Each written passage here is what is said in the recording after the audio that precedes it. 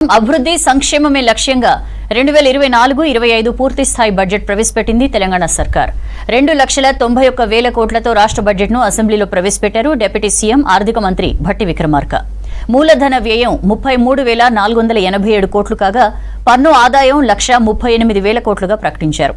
6 గ్యారంటీలే లక్ష్యంగా బడ్జెట్లో కీలక కేటాయింపులు చేసింది సర్కార్. తెలంగాణ రాష్ట్రం ఏర్పడిన తర్వాత గత దశాబ్ద కాలంలో రాష్ట్ర పురోభివృద్ధి ఆశించిన మేరకు జరగలేదు. తెలంగాణ రాష్ట్రాన్ని బంగారు తెలంగాణగా మారుస్తామని ఒట్టి ఉత్తర కుమార ప్రగల్భాలు పలికిన గత ప్రభుత్వ పాలకులు అన్ని రంగాల్లో పూర్తిగా వైఫల్యం చెందారు. పురోభివృద్ధి అటుంచి రాష్ట్ర ప్రజల సంక్షేమం సన్నగిల్లింది, అభివృద్ధి అడుగంటింది, రాష్ట్రం అప్పుల పాలైంది. చిలికి గాలివాన అయినట్లు రాష్ట్ర ఆవిర్భావ సమయానికి ఉన్న 75,577 కోట్ల రూపాయల అప్పు గత ఏడాది డిసెంబర్ నాటికి వామనావతారంలా పెరిగి 6,71,757 కోట్ల రూపాయలకు చేరింది. అంటే గత 10 సంవత్సరాల్లో తెలంగాణ రాష్ట్ర ప్రభుత్వ అప్పు దాదాపు 10 రెట్లు పెరిగింది. తదనుగుణంగా రాష్ట్ర అభివృద్ధి జరగలేదన్నది అక్షర సత్యం.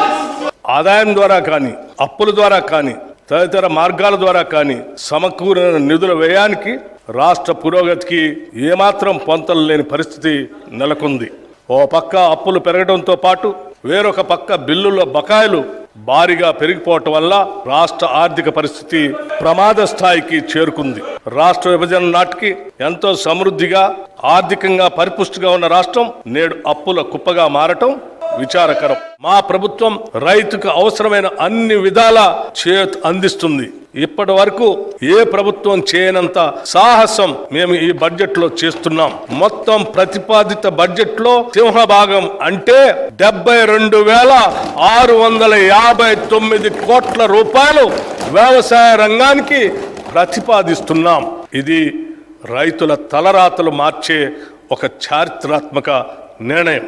భారతదేశ చరిత్రలో వ్యవసాయ రంగానికి ఇది ఒక మైలురాయి. హార్టికల్చర్, ఆయిల్ పామ్ సాగు తెలంగాణలో 12.12 లక్షల ఎకరాల్లో, ఉద్యాన పంటల సాగు ద్వారా 53.06 లక్షల మెట్రిక్ టన్నుల ఉత్పత్తి జరుగుతూ ఉంది. రాష్ట్రంలో ఆయిల్ పామ్ సాగును ప్రోత్సహించేందుకు ఆయిల్ పామ్ సాగు రైతులకి అవసరమైన సహాయం అందిస్తాం. 2024-25లో రాష్ట్రంలో 1,00,000 ఎకరాల ఆయిల్ పామ్ సాగు చేసేలాగా లక్ష్యంగా పెట్టుకున్నాం. నాణ్యమైన విత్తనాలు లభిస్తేనే రైతుకు సరైన దిగుబడి వస్తుంది. గత ప్రభుత్వ పాలనలో రాష్ట్ర రైతాంగం నకిలీ విత్తనాల వల్ల పూర్తిగా నష్టపోయారు. రైతాంగం అప్పులు తెచ్చి పెట్టిన పెట్టుబడి నకిలీ విత్తనాల కారణంగా మొత్తం వృధా అవుతుంది. మా ప్రభుత్వం నకిలీ విత్తనాలను అరికట్టేందుకు కృత నిశ్చయంతో ఉంది.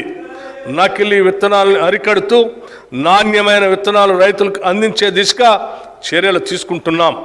రైతులకు నష్టం జరిగే ఎటువంటి చర్యలను మా ప్రభుత్వం సహించదు.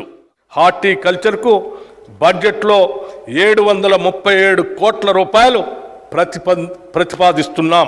పశుసంవర్ధక రంగానికి ఈ బడ్జెట్లో 1,980 కోట్ల రూపాయలు ప్రతిపాదిస్తున్నాం. మా ప్రభుత్వం మహాలక్ష్మి పథకం కింద 500 రూపాయలకే వంట గ్యాస్ సిలిండర్ని అందించడం ప్రారంభించింది. ప్రభుత్వం ఈ పథకానికి ఇప్పటి వరకు 200 కోట్ల రూపాయలు వెచ్చించింది. ఈ బడ్జెట్లో ఈ పథకానికి 723 కోట్ల రూపాయలు ప్రతిపాదిస్తున్నాం. గృహజ్యోతి పథకం కింద జూన్ వరకు అందించిన విద్యుత్కు గాను డిస్కంలకు ప్రభుత్వం ఇప్పటి వరకు 583.05 కోట్ల రూపాయలు చెల్లించింది.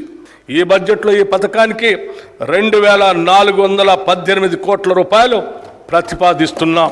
దేశంలోని ప్రధాన నగరాల్లో ఒకటైన హైదరాబాద్ అన్ని రంగాల్లో శరవేగంగా అభివృద్ధి చెందుతున్న చారిత్రాత్మక నగరం ఇది.